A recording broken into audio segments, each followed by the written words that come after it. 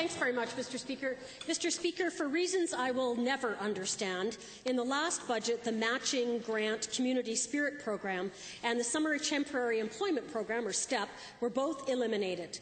It was an uppercut followed by a kidney punch to the not-for-profit societies and organizations in Alberta. So, to the Minister of Culture, or not, how about the Deputy Premier then? Given that together these programs were under $23 million, what benefit was gained by the government for cutting this 0.006% of the budget? Was it worth it? Honourable Deputy. Well, I guess, Mr. Speaker, the simple answer would be $23 million. But the lengthy answer was, Mr. Speaker, those were not easy decisions as I was responding to the other member. But the fact was that we were staring at a $6 billion gap in revenue. And the fact is that the STEP program, as valuable as it is to students and to not-for-profit entities, at a time when we actually have full employment in this province and 4.3% unemployment, that was a program that was considered for elimination at that point in time, because we knew that students will not find it difficult to find summer jobs in a job market like this. Honourable member. Well, back to the Deputy Premier. Now, I know that this government didn't consult their own backbenchers before they cut STEP or Community Spirit, or they wouldn't have done it. So whose brilliant idea was this? Honourable Deputy.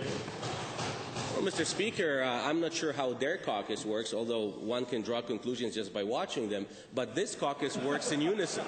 And as a matter of fact, Mr. Speaker, any decisions of such import as elimination of a very important program are not only discussed in Cabinet, but are discussed with the entire caucus. So yes, our caucus members are consulted, and we also consult our constituents. Honourable member.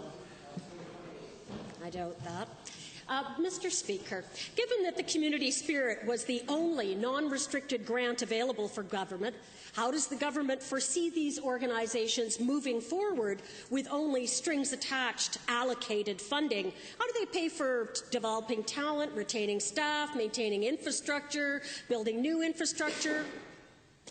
Honourable Deputy Premier. The member brings, however, a very valid point, and the point is that the STEP program was an important program, and all the other programs were important programs. If they weren't, they wouldn't be in our budget to begin with. But in a time of financial restraint, unfortunately, the difference between being an opposition who can advocate for everything any time or all the time and never be held accountable, government has to make difficult decisions. When an opportunity arises, and if we can reinvest in some of those programs, we definitely would consider doing it. But we had to do the right thing at the right time. They, unfortunately, never have to face that test.